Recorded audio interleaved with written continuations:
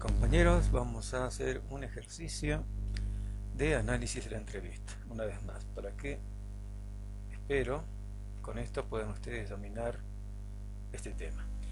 Bien, vamos a seguir trabajando con el modelo de inferencias de Zelener-Coles, que ya lo hemos explicado, ¿no es cierto? Primero buscar observables del material en bruto, para hacer lo que se llaman las inferencias de primer orden, y en base a estas inferencias sacar las inferencias de segundo orden.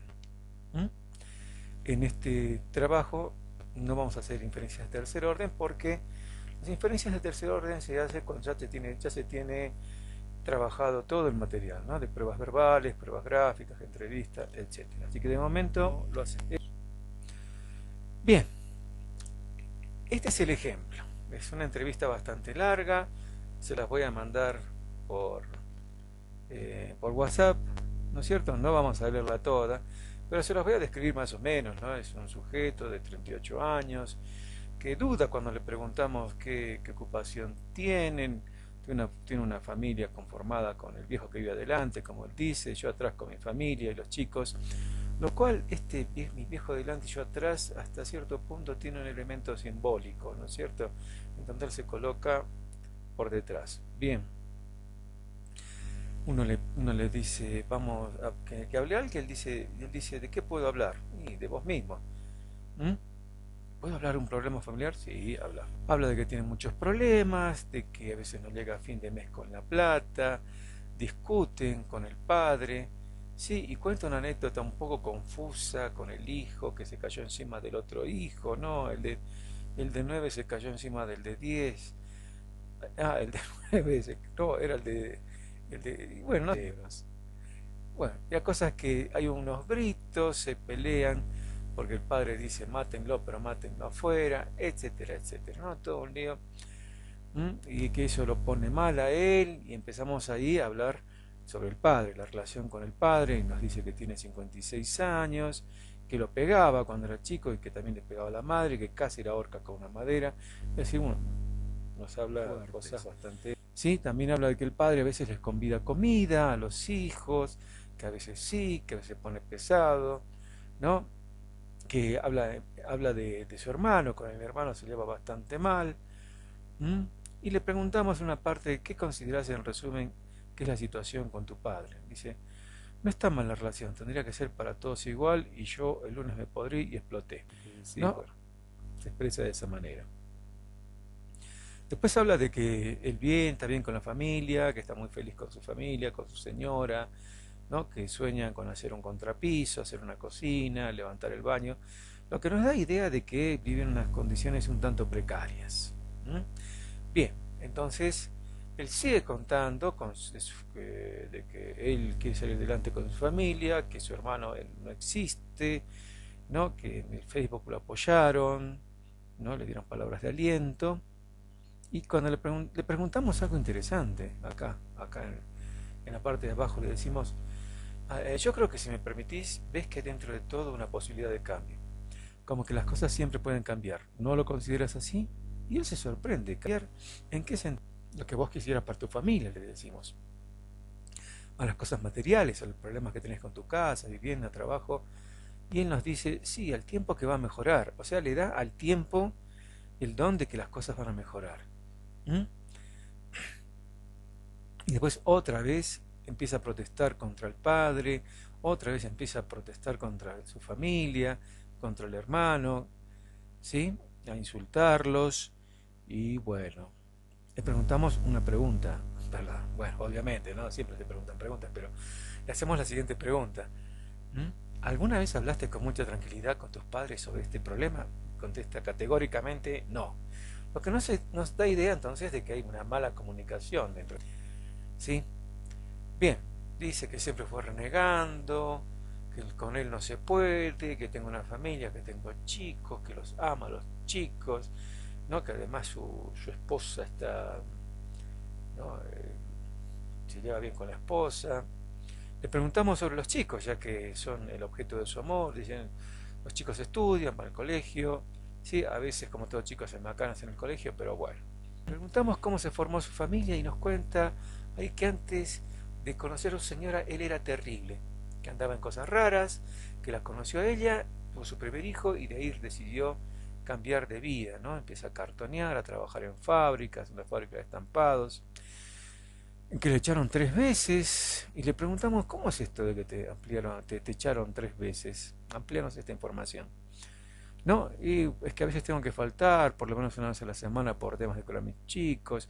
El dueño de la empresa no entiende nada y se enoja conmigo. O sea que el dueño de la empresa tiene que dejarlo faltar. Ese es el concepto que él tiene.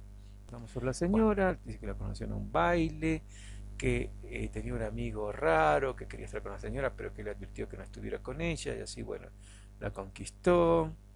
¿Mm? Después nos habla de que se reúne entre amigos y familiares y que toman vino, que toman mucho. Bueno, si nos entusiasmamos y tomamos bastante. ¿Mm? Bien, después le volvemos a preguntar sobre la señora y hablaba de que él andaba eh, cosas raras, que me pegaban un tiro y ya no existo, o sea que delinquía. ¿Mm? Le hablamos sobre la calle y él dice que no quiere la calle para sus hijos porque él estuvo ahí, ¿no? Que se drogan.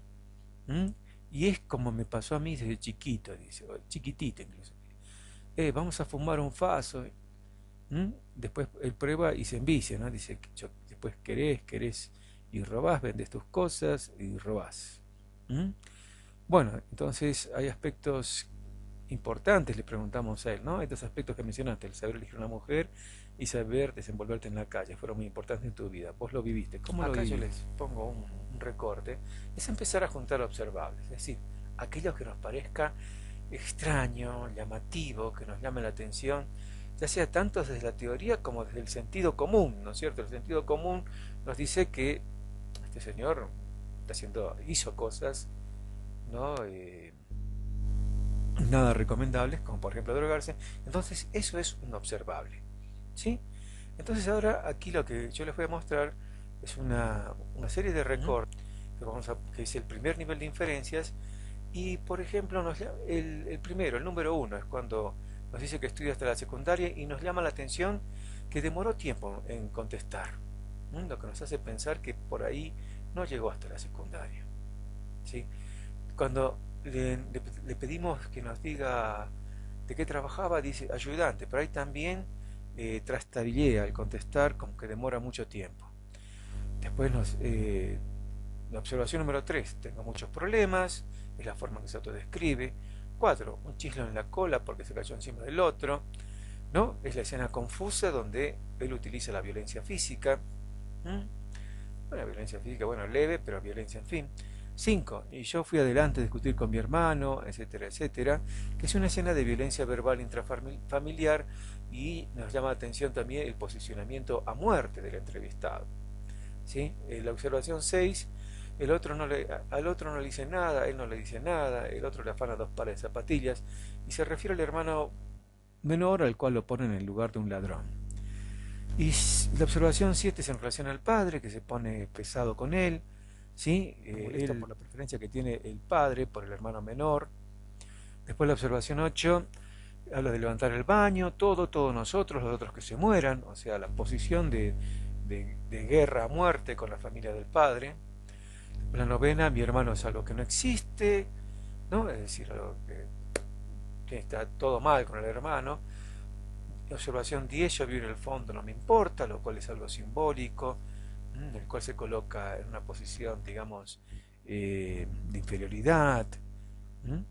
Yo me llevo bien con mi viejo, yo la quiero a mi vieja, es la observación 11, lo cual es contradictorio, ¿no? Porque todo el tiempo está hablando mal del padre y acá dice que lo quiere. Entonces nos llama la atención y lo ponemos, ¿sí?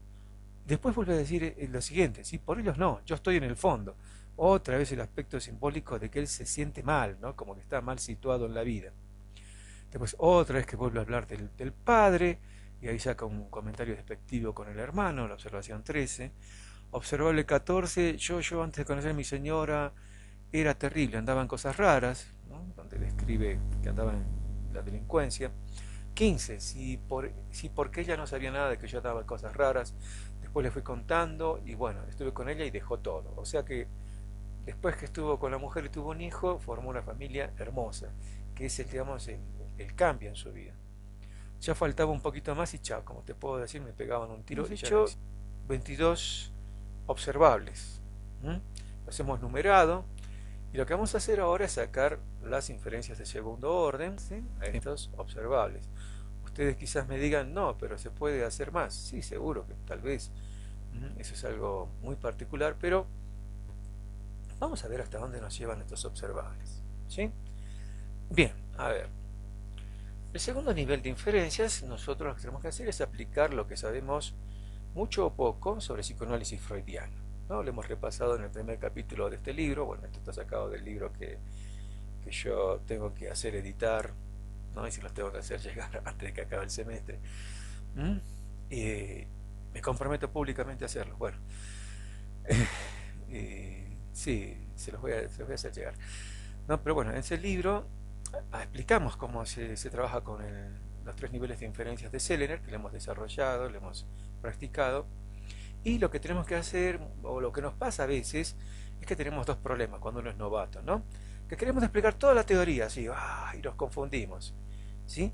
Y el otro es, ¿cómo encontramos relaciones teóricas de esos observables con la teoría?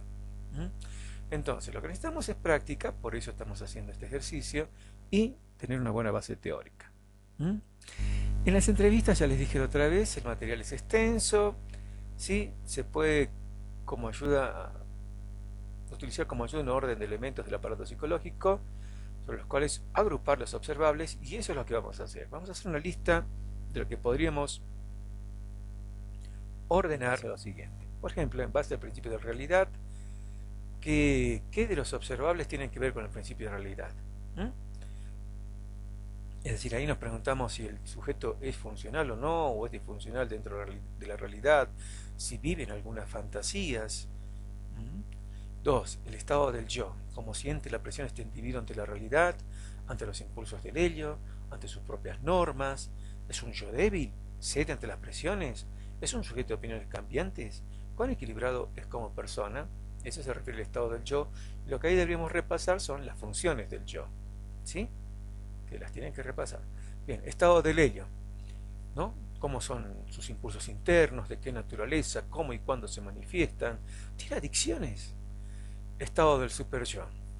¿Qué valores guían el comportamiento del individuo? ¿Cómo justifica sus acciones? El establecimiento de la represión fundante. ¿Discierne bien la realidad de la fantasía? ¿Niega o deforma parte de la realidad? ¿Tiende a tergiversar? Está muy relacionado con lo siguiente, ¿no? Es decir, el estado de los procesos primarios y secundarios. ¿Confunde fantasía con realidad de una manera disfuncional? No olvidemos que en la vida diaria la fantasía se conecta con la creatividad, ¿sí? A veces de manera funcionales, por ejemplo, cuando es un artista, y sin perder obviamente la percepción de la realidad. Pero estamos buscando lo patológico nosotros, ¿sí? El estado de resolución del complejo de Edipo, cómo se relaciona con la madre, cómo se relaciona con el padre, tiende a devaluar al padre o a la madre o a exaltarlo, cómo se relaciona con el sexo opuesto. El estado de las defensas, ¿no? Ahí tenemos que buscar qué negaciones tiene, qué contradicciones, qué imposturas, ¿sí? Cómo trata de explicar racionalmente sus problemas, para ver si hay racionalizaciones, en fin, todo lo que nos permita capturar diferentes estados de defensas. 9. Regresión y etapa psicosexual a la que regresa. ¿Qué actitudes asume este sujeto ante la frustración? ¿No? Por ejemplo, este sujeto se pone rabioso, ¿no es cierto? Tiene actitudes hostiles, irracionales. Es como un niño que se enoja. Y eso también nos tiene que hacer pensar, ¿no? También este sujeto, por ejemplo, fuma, come, bebe en exceso. Bien, aceptación de la castración, que está en relación siempre a la autoridad. Cómo se mueve él, cómo vive él, la autoridad, ¿no es cierto? De un maestro, de un jefe, del dueño de la empresa, y ¿no? Todo eso. Y finalmente ponemos otros, si es que vemos rivalidad fraterna, identificaciones, percepción del padre ausente. Agrupando de esta manera las inferencias, entonces podemos ya tener inferencias de segundo orden y tener todo mucho más elaborado el material. Esta es una propuesta mía en realidad para poder trabajar haciendo inferencias. A ver, veamos esto. Principio de realidad. El sujeto trabaja, se preocupa por sus hijos, quiere lo mejor para ellos. Tuvo un pasado delincuencial, cambia de vida cuando conoce a su mujer y una familia, ¿no? Eso lo encontramos en las inferencias 15 y 19. En la inferencia 20 observamos que no percibe consecuencias de su tendencia a faltar al trabajo. ¿Sí? Él lo justifica. Entonces, hay como un fallo en su principio de realidad. Hasta cierto punto ese fallo se traduce en ser muy indulgente consigo mismo, tiene cierta tendencia a la pasividad o a la altanería. El estado del yo. A ver, por las inferencias 3, 5, 10, 14 y 17, podemos observar que se trata de un yo que si bien está relativamente estructurado y que no hay pérdida grave en la relación con la realidad, es un yo que está atormentado frente a la realidad, ante la cual se ve con pocos recursos y trata de negar esta situación. Cuando aparentemente titubea para dar su nivel de instrucción y su ocupación actual, ¿no? Eso es en las inferencias 1 y 2. O sea, como que él reniega de su propia situación.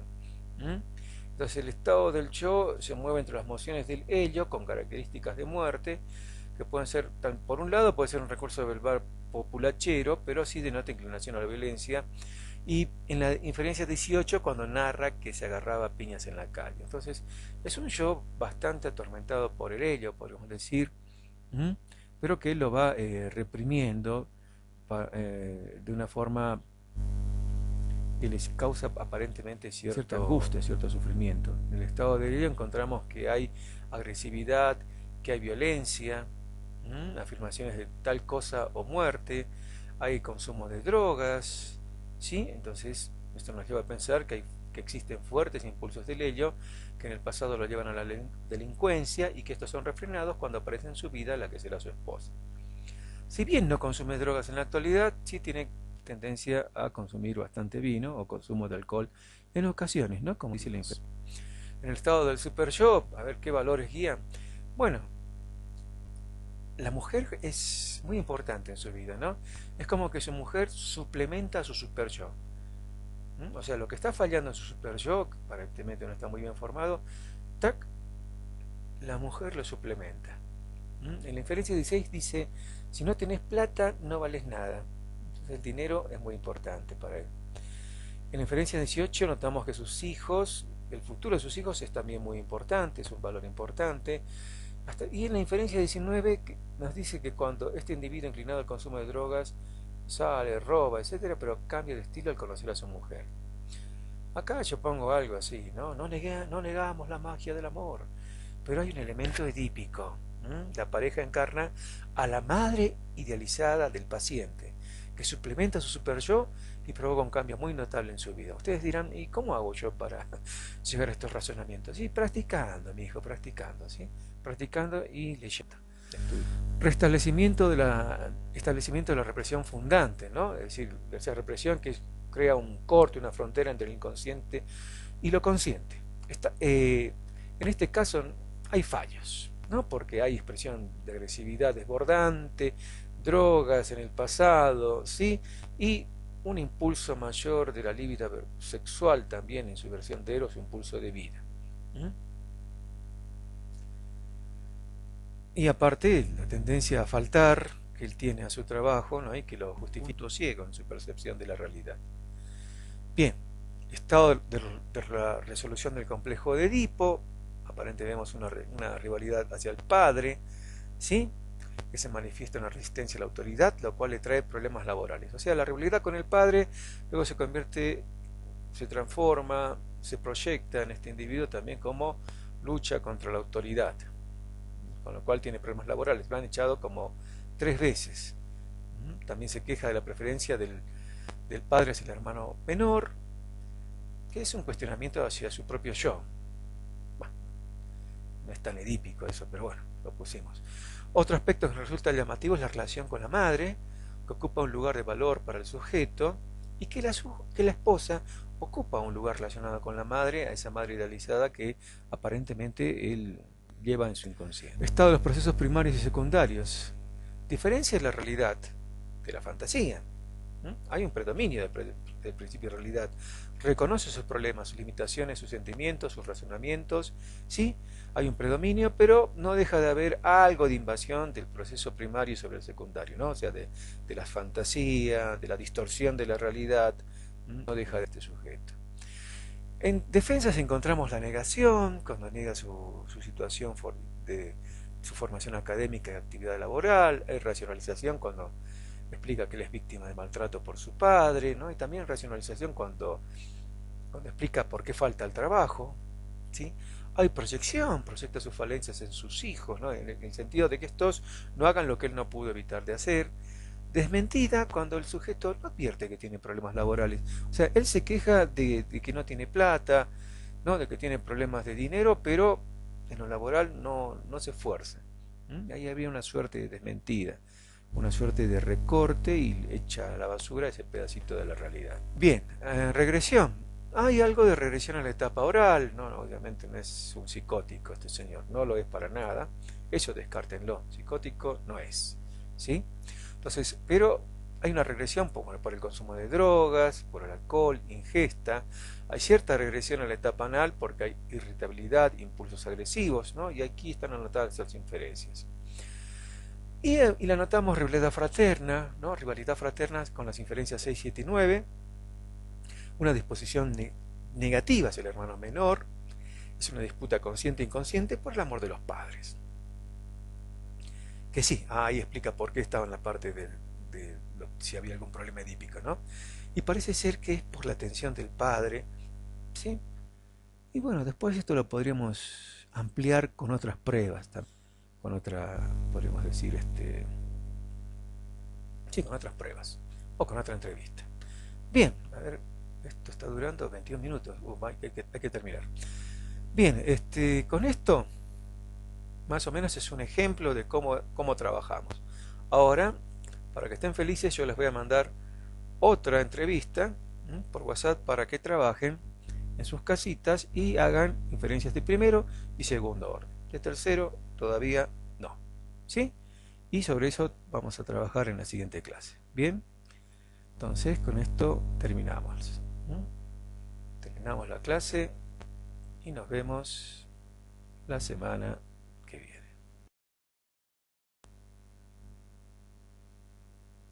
Gracias.